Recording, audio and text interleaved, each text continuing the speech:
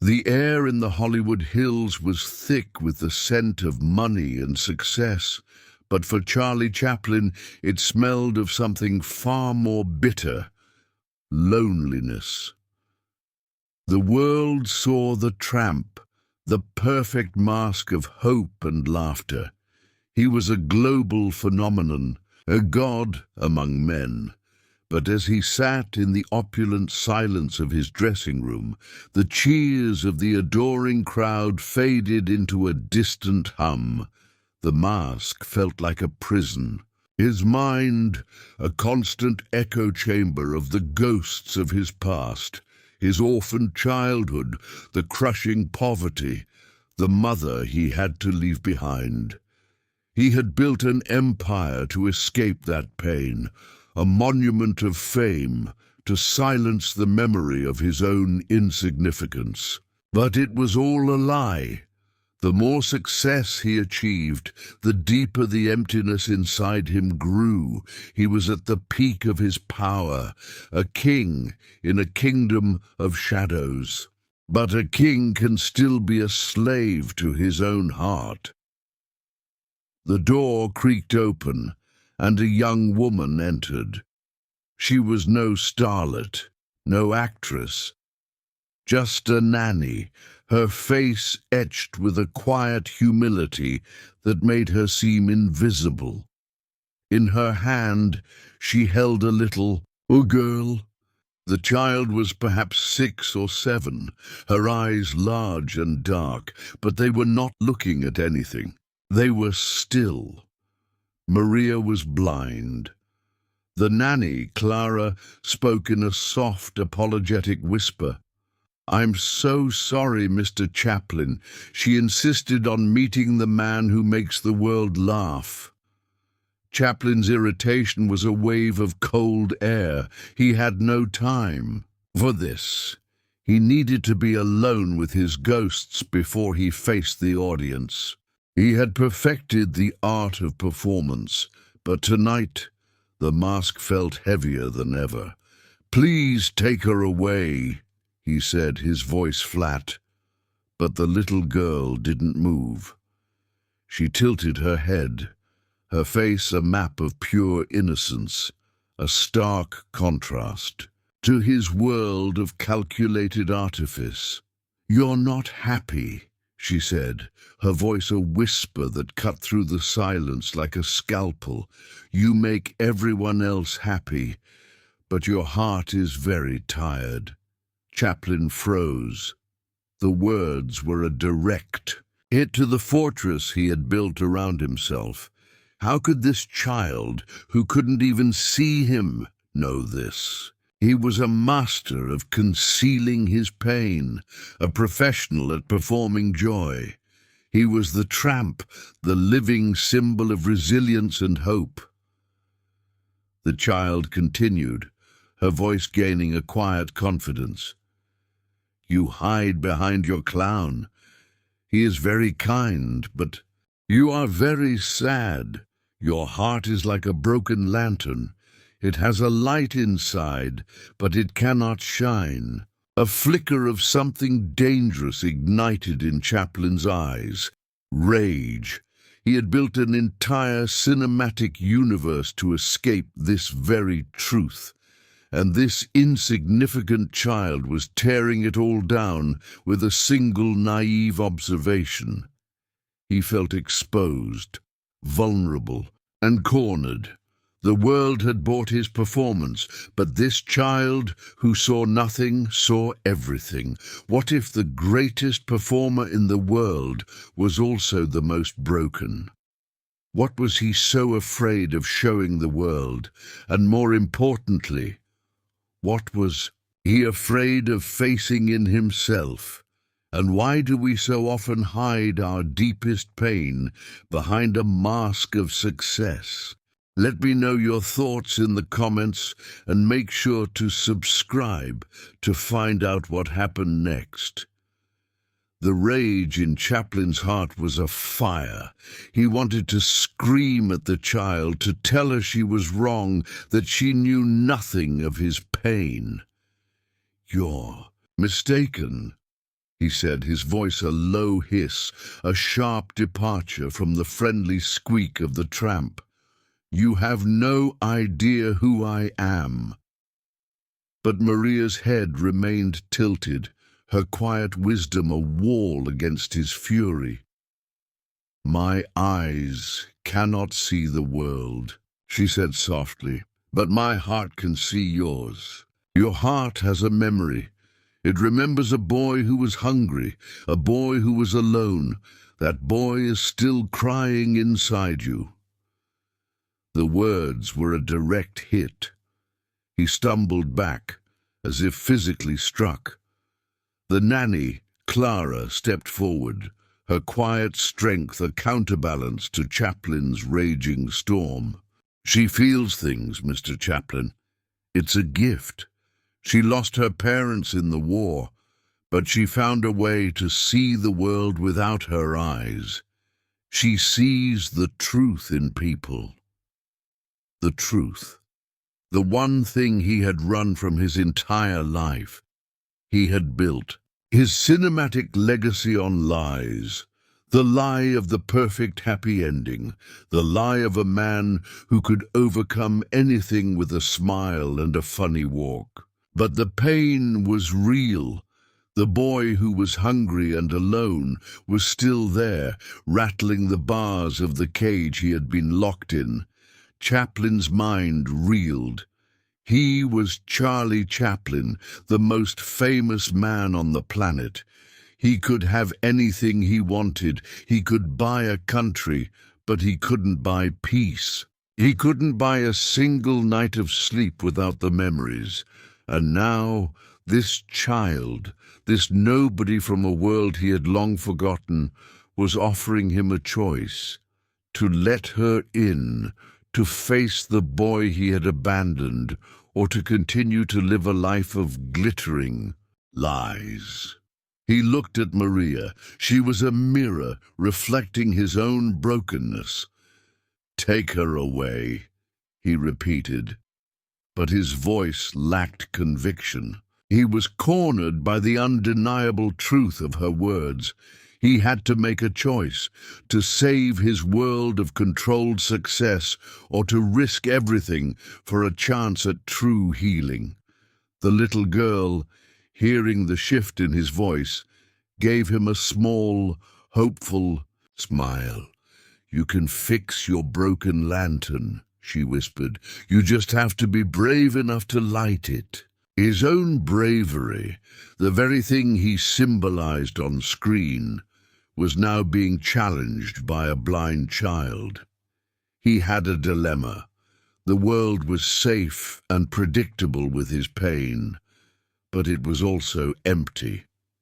The path Maria offered was dangerous, full of uncertainty, but it promised something he hadn't felt in decades, a flicker of hope.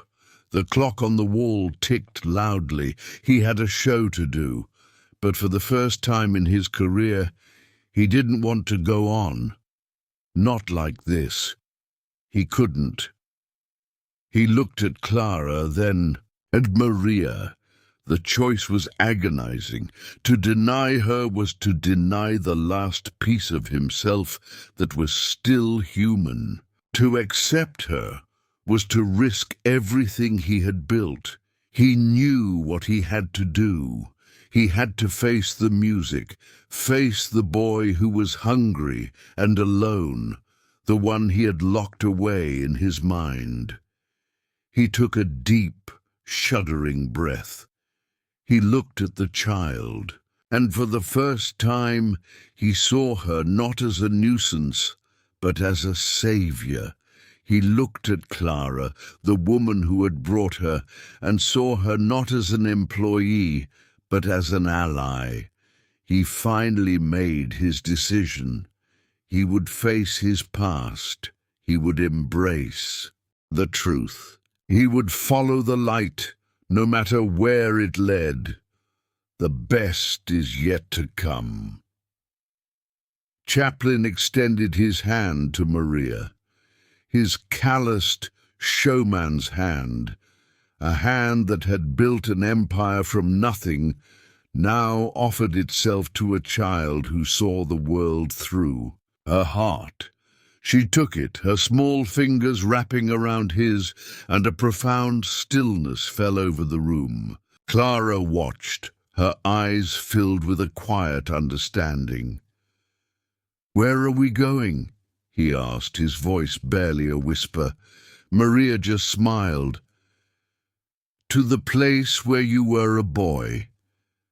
She led him not out of the theatre, but to a forgotten, dusty storeroom.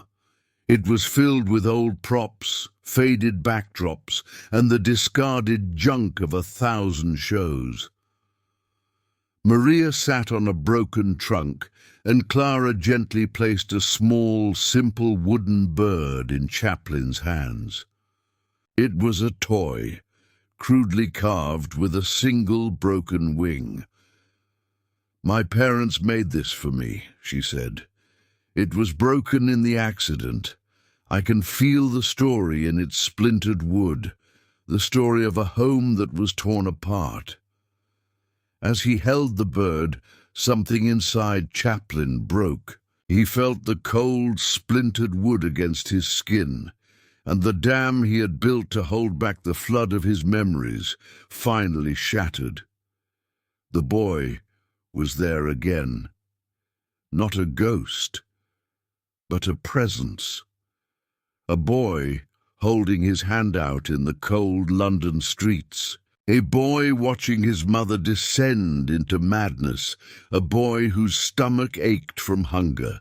He had hidden this from the world, from himself, but it had never gone away.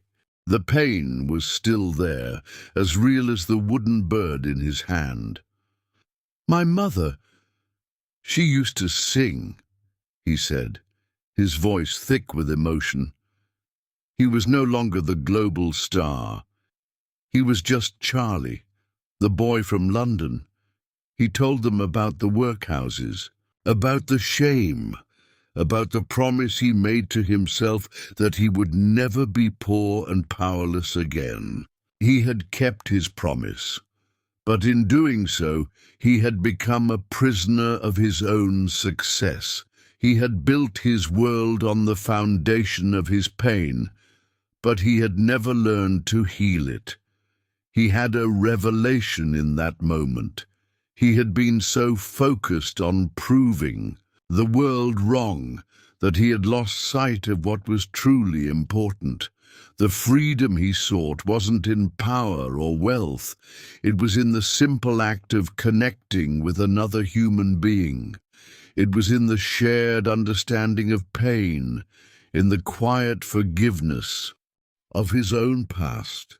He was the most famous man in the world, but he was most at home, most himself, in a dusty storeroom, sharing his deepest secret with a blind child and her humble nanny. The art he had created was born of his suffering, but the true masterpiece would be his redemption. Chaplin walked back out onto the stage, but this time he wasn't the tramp. He was just Charlie. The makeup on his face was streaked with tears, a raw and unscripted detail that the audience noticed immediately. The laughter in the room died, replaced by a confused murmur. The director, watching from the wings, panicked. This wasn't in the script. Chaplin didn't do raw emotion. He was a symbol, not a person, but Chaplin didn't care. He stood in the center of the stage, and the blinding lights of the theater finally felt like a warm embrace. He looked out at the sea of faces, the rich, the powerful, the ordinary, and he saw them not as an audience, but as people. He saw their own broken lanterns. He reached into his coat pocket and pulled out the small, splintered wooden bird. He held it up to the lights. The audience was silent, confused. Then he spoke, his voice clear and resonant, no longer the high-pitched squeak of his character, but his own. "This is a broken bird," he said. "It has a broken wing, but it can still sing." And he began to sing. He sang an old London folk song, the song his mother used to sing to him as a child. He sang with a voice that was not perfect, not polished, but full of heart, full of a lifetime of pain and a newfound hope. The audience was moved to tears. They weren't watching a performance, they were watching a man heal. They weren't seeing a symbol, they were seeing a human being. The king had finally come down from his throne, and in doing so, he had found his true kingdom, the hearts of others. He knew then that his true legacy would not be in the films he made, but in the compassion he showed. He would use his fame to lift up the forgotten, to give a voice to the voiceless, just as Clara and Maria had done for him. He had found his purpose, not to make the world laugh, but to heal the world's broken heart, one soul at a time.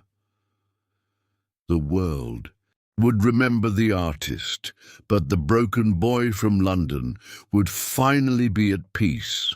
What part of the story touched you the most? Let me know in the comments, and don't forget to subscribe for more untold stories of the human heart behind the legends.